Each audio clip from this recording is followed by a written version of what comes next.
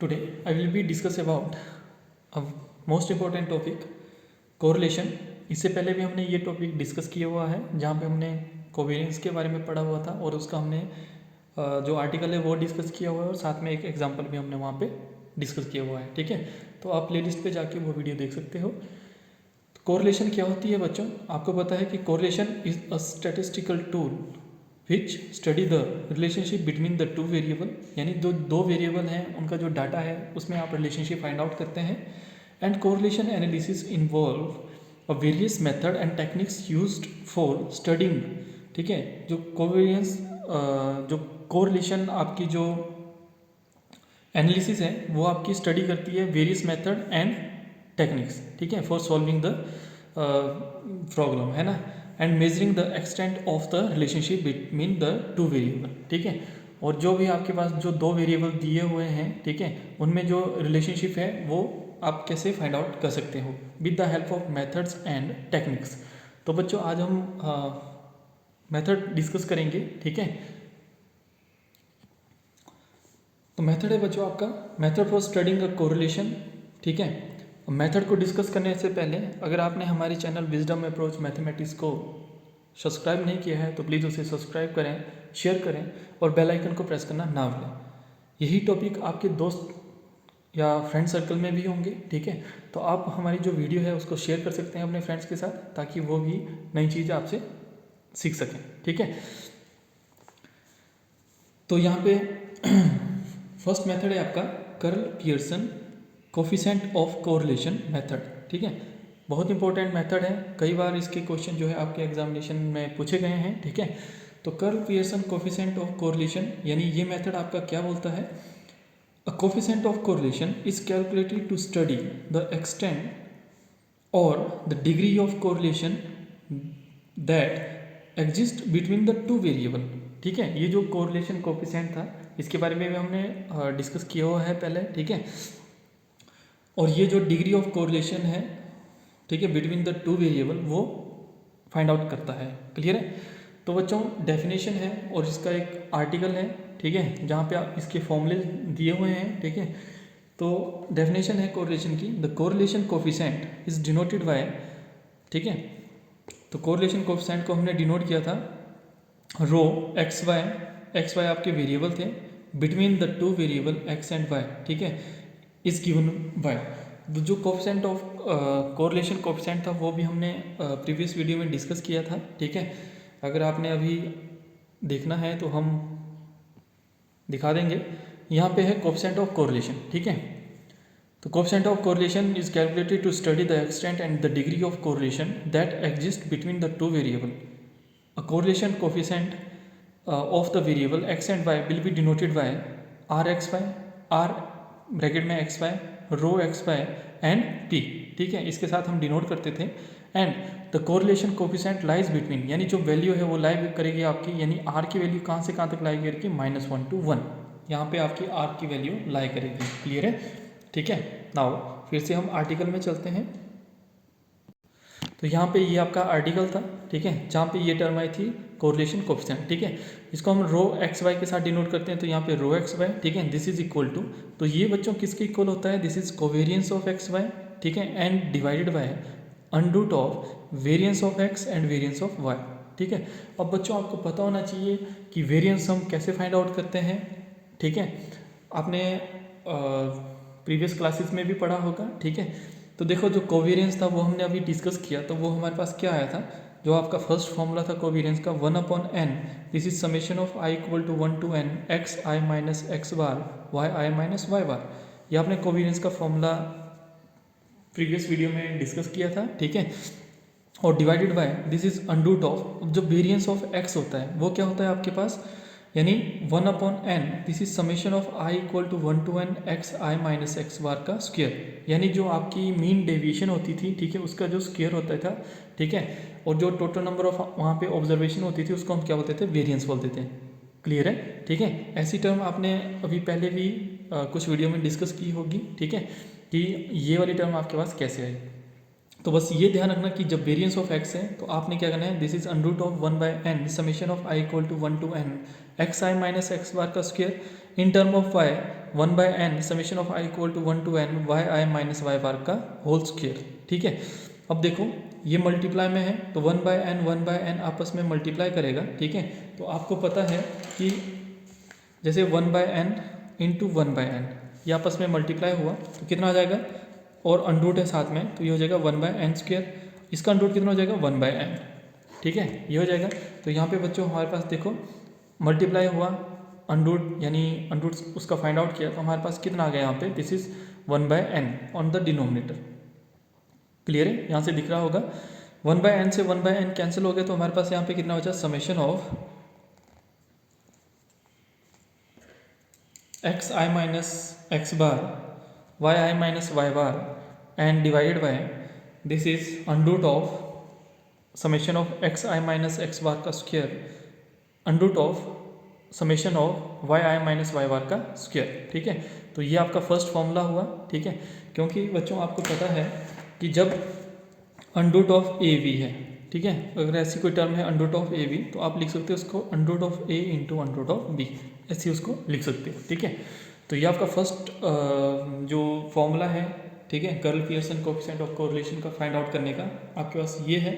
ठीक है, सेकंड अगर हमने इसी ये जो फॉर्मूले हैं इनको हमने मॉडिफाई किया, ठीक है, तो हमारे पास जो सेकंड फॉर्मूला बनता है वो क्या है, this is rho of x y is equal to n time summation of x i y I minus summation of x i summation of Y i divided by, यहाँ पे जब हमने इसको मॉडिफाई किया यानी किसी और टर्म में लिखा, ठीक है, तो यहाँ पे आ गया आपके पास this is under root of N summation of x I square minus summation of x I का होल स्क्वायर, यहाँ पे summation of under root of N summation of Y I का square minus summation of Y I का whole square. ठीक है, और जो आपकी रो की वैल्यू है रो ऑफ एक्स वाई यानी इसका मतलब क्या है आपका आर है। ठीक है, इसको आप आर के साथ भी नोट कर सकते हो। तो इसकी जो वैल्यू है वो कहाँ से कहाँ तक लाई करेगी, -1 to 1। ठीक है, तो बच्चों यहाँ पे आपके पास दो फॉर्मूले बन जाते हैं जिससे आप अपने क्वेश्चन को सॉल्व कर सकते हैं। ठीक है, जो भी आप फॉर्मूला लगाओगे तो उसी के अकॉर्डिंग आपने क्या करना है, अपने क्वेश्चन को सॉल्व करना है। क्लियर है? ठीक है, अगर यहाँ तक बच्चों कोई भी डाउट है तो आप कमेंट सेक्शन पे अपना क्वेश्चन पूछ सकते हो। नेक्स्ट हम इसका एक क्वेश्चन डिस्कस करेंगे। तो क्वेश्चन है हमारे पास बच्चों, तो हमारे पास क्वेश्चन है calculate the coefficient of correlation between the age of husband and wife from the following data. आपने coefficient of correlation find out करना है age of husband and age of wife. ठीक है, ठीक है, हस्बैंड एंड वाइफ की age का जो कोरिलेशन है वो आपने फाइंड आउट करना है। डाटा आपको गिवन दिया गया है, एज ऑफ हस्बैंड उसको हमने एक्स के साथ डिनोट किया हुआ है, एज ऑफ वाइफ उसको हमने वाई के साथ डिनोट किया हुआ है। ठीक है, तो एज ऑफ हस्बैंड दी गई है 35, 34, 40, 43, 56, 20 एंड 38। एज ऑफ वाइफ दी गई है 32, 30, 31, 32, 53, 20 एंड 33। ठीक है, बहुत इंटरेस्टिंग क्वेश्चन है। बस ध्यान रखना जो आप फॉर्मूला यहाँ पे यूज़ करोगे तो उसी के अकॉर्डिंग आपका जो टेबल है वो बनेगा यहाँ पे, है ना। सॉल्यूशन है, now let the age of husband is denoted by x, age of wife is denoted by y. ठीक है, एक्स के साथ हमने एज ऑफ हस्बैंड डिनोट की, वाई के साथ हमने एज ऑफ वाई डिनोट की, वाइफ।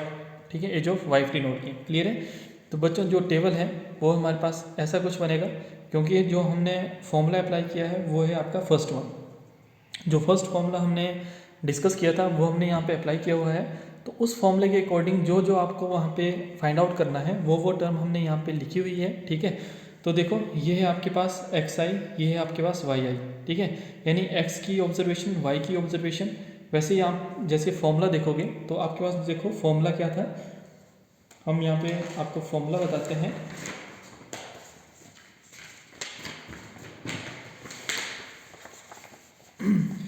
ठीक है, तो बच्चों आपके पास फॉर्मूला था यहाँ पे, this is under root of x I minus x bar, sorry summation of x I minus x bar Y I minus Y bar divided by, यहाँ पे था हमारे पास under root of summation of x I minus x bar का square. ठीक है, और यहाँ पे था हमारे पास under root of summation of Y I minus Y bar का स्क्वायर। ठीक है, ये था हमारे पास। क्लियर है? तो यही हम यहाँ पे अप्लाई कर रहे हैं। देखो अब ये फॉर्मूला हमने लिया तो आपको गिवन डाटा था एक्स आई और वाई आई, यानी एक्स और वाई की वैल्यू पता थी। ठीक है, अगर आप इसको इन टर्म ऑफ एक्स और वाई लिखना चाहे तो जो आई है उसको आप यहाँ पे लिख नहीं सकते, है ना। अगर लिखना चाहे तो लिख सकते हैं, नहीं लिखना चाहे तो मत लिखो, कोई फ़र्क नहीं है ना। अब देखो यहाँ पे आपको क्या चाहिए, एक्स वाई आपके पास गिवन है क्वेश्चन में, क्लियर है। उसके बाद आपको चाहिए एक्स आई माइनस एक्स वार। एक्स वार क्या होती है, आपकी मीन होती है ना। जब इन सभी डाटा को हम प्लस करेंगे और मीन फाइंड आउट करेंगे तो हमारे पास कितना आएगा, एक्स बार आएगा, क्लियर है। तो आपको एक ये कॉलम चाहिए तो हमने यहाँ पे लिख लिया एक्स आई माइनस एक्स बार। वैसे ही आपको यहाँ पे चाहिए तो वाई आई माइनस वाई बार, ठीक है। उसके बाद आपको क्या चाहिए था यहाँ पे, summation of x I minus x bar का स्क्वायर, यानी जो ये टर्म हमने फाइंड आउट की तो उसका हमें स्क्वायर भी चाहिए यहाँ पे, है ना, अकॉर्डिंग टू फॉर्मूला, क्लियर है। तो यहाँ पे हमें इसका स्क्वायर भी चाहिए, वैसे ही हमें यहाँ पे इसका क्या है, स्क्वायर भी चाहिए, क्लियर है। ये सारी टर्म्स क्लियर होगी, ठीक है। अब यहाँ पे देखो ये लिखा था आपका summation of x I minus x bar multiply by y I minus Y bar, यानी जो आपने ये वैल्यू फाइंड आउट की, ठीक है, इसको आपने क्या करना है, यहाँ पे मल्टीप्लाई करना है, यानी इस वैल्यू को और इस वैल्यू को जब मल्टीप्लाई करोगे तो आपके पास, और जो सम करोगे तो आपके पास ये वाली टर्म आएगी, क्लियर है। तो जो भी आपने काम करना है वो आपने अकॉर्डिंग टू फॉर्मूला ही यहाँ पे यूज़ करना है, ठीक है। जैसे आप सेकंड फॉर्मूला यूज़ करोगे यहाँ पे तो उस केस में जो आपका जो कॉलम है, ठीक है, यानी वो अलग अलग बनेंगे, जो आपके फॉर्मूले में नीड है उसी के हिसाब से यहाँ पे आपने कॉलम बनाने हैं, है ना। इतना क्लियर हो गया होगा। नेक्स्ट देखते हैं। तो देखो हमारे पास डाटा था 35, 34, 40, 43, 56, 20, 28। वैसे ही वाई के फॉर्म में हमारे पास डाटा था, जब इनको हमने प्लस किया तो हमारे पास कितना है यहाँ पे 266 एंड 231। यहाँ पे आपको क्या चाहिए, मीन, यानी एक्स बार चाहिए। तो बच्चों एक्स बार आप देखो यहाँ पे कैसे निकाल सकते हो। आपको पता है कि इसका समेशन एक्स आई का समेशन कितना है, तो ये हो गया summation of x i divided by n. तो आप देख रहे होंगे यहाँ पे टोटल नंबर ऑफ ऑब्जर्वेशन कितनी है, जब इनको आप काउंट करोगे तो यहाँ पे जैसे काउंट करेंगे तो यहाँ पे 1 2 3 4 5 6 एंड 7, क्लियर है। तो total summation divided by n, यहाँ पे 266 डिवाइडेड बाय 7 इक्वल टू 38, ठीक है। वैसे ही इन टर्म ऑफ वाई करेंगे तो एन तो आपका 7 ही रहेगा, है ना, तो 231। तो यहाँ पे summation of Y i divided by n equal to 231 divided by 7, तो ये कितना हो जाएगा 33, ठीक है। तो वाई बार आपके पास 33 आ गया, यानी एक्स बार आपके पास 38 आ गया, यानी एक्स और वाई की मीन आपके पास यहाँ पे आ गई, क्लियर है। अब यहाँ पे एक एक करके आप वैल्यू पुट करोगे, एक्स बार की जगह 38, वाई बार की जगह 33, एक्स माइनस एक्स बार, यानी यहाँ पे देखो 35 है तो 35 माइनस 38 कितना हुआ, -3। वैसे ही नेक्स्ट टाइम में करोगे तो 34 माइनस 38 कितना हो जाएगा, -4। वैसे ही नेक्स्ट टाइम में करोगे तो 40 माइनस 38, ठीक है, हर एक टाइम में करोगे तो 2। वैसे नेक्स्ट में करोगे तो 5, 18 माइनस 18 0, ठीक है। अब इनको हमने जैसे प्लस किया सभी को तो हमारे पास आंसर कितना आया बच्चों, यहाँ पे 0, क्लियर है। आप देख रहे होंगे प्लस का 8 है, माइनस प्लस का 18 है, माइनस का 18 है, 0। 5 + 2 7, माइनस का 4, माइनस का 3 7, माइनस का 7 प्लस का 7 0, क्लियर है। वैसे आप y की फॉर्म में करोगे तो y बार आपको पता है 33 है। देखो यहाँ पे 32 माइनस 33 -1, 30 माइनस 33 -3, 31 माइनस 33 -2, ऐसे करते करते यहाँ पे -1 20 और यहाँ पे माइनस का 13 एंड 0। इनको भी आप ऐड करोगे तो आपके पास कितना आ जाएगा, यहाँ पे 0 आ जाएगा, ठीक है। अब आपने देखो नेक्स्ट टर्म में लिखा है एक्स आई माइनस एक्स बार का स्क्वायर, यानी जो ये टर्म आई इन सब का आपने स्क्वायर फाइंड आउट करना है।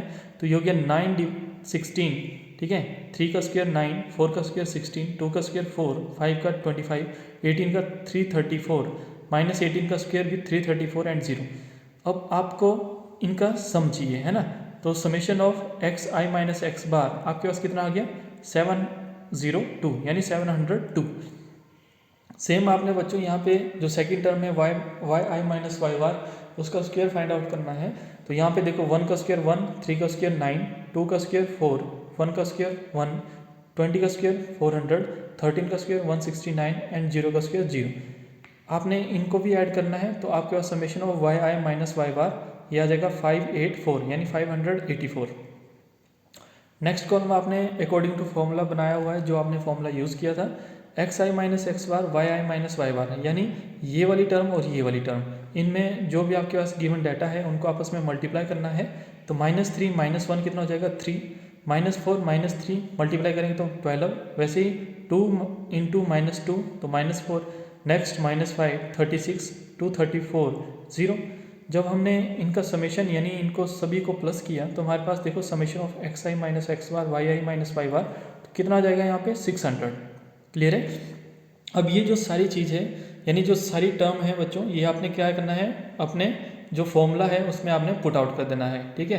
तो जैसे आप इस फॉर्मूले में पुट करोगे तो आपको पता है summation of x I minus x bar and y I minus Y bar क्या है, 600 है, 600, ठीक है। अब ये हो गया under root of summation of x I minus x bar का square into y i, summation of Y I minus Y bar का स्क्वायर, ठीक है, पूरे का स्क्वायर, ठीक है। तो देखो एक्स आई माइनस एक्स बार और उसका स्क्वायर है ना, और यहाँ पे भी स्क्वायर, तो उसका स्क्वायर देखो कितना है, 702 है, इसका स्क्वायर कितना है, 584 है। यहाँ पे इसको मल्टीप्लाई किया तो हमारे पास आ गया 409968। इसका बच्चों हमने अंडरूट फाइंड आउट किया तो ये हो गया 640.287। तो 600 डिवाइडेड बाई दिस टर्म, तो हमारे पास यहाँ पे कितना आया, 0.937। तो ये क्या है आपका बच्चों आंसर है इस क्वेश्चन का, है ना। तो ये बच्चों आपका क्या निकला, this is rho of x y, और इसको आप लिखना चाहे तो स्मॉल आर भी लिखते हैं, है ना। ये इक्वल टर्म है, ठीक है। तो आर की वैल्यू कितनी आई आपके पास, देखो 0.937। तो आपको पता था कि कंडीशन थी यहाँ पे कि -1 से लेके +1, यानी इसके बीच में आपकी क्या होनी चाहिए, आर की वैल्यू होनी चाहिए, है ना, -1 to +1, इसी के बीच में आर की वैल्यू होनी चाहिए थी। तो बच्चों हमारे पास इसी के बीच में आर की वैल्यू आई हुई है ना। तो ये हमारा क्वेश्चन बिल्कुल करेक्ट है। तो ये था आपका coefficient of correlation between the age of husband and wife, ठीक है। ऐसे भी बहुत सारे क्वेश्चन होंगे, ठीक है, जिनको आप अकॉर्डिंग टू जो हमने आज क्वेश्चन डिस्कस किया उसके अकॉर्डिंग आप इसको सॉल्व कर सकते हो। यहाँ पे हमारे 2 फॉर्मूले हैं, आप किसी भी फॉर्मूले को यूज़ करोगे तो उसी के अकॉर्डिंग आपने टेबल बनाना है ना। तो अगर आपको हमारी वीडियो अच्छी लगती हो तो हमारी वीडियो को शेयर करें, लाइक करें, और हमारे चैनल विजडम अप्रोच मैथमेटिक्स को सब्सक्राइब करना ना भूलें। Thank you for watching.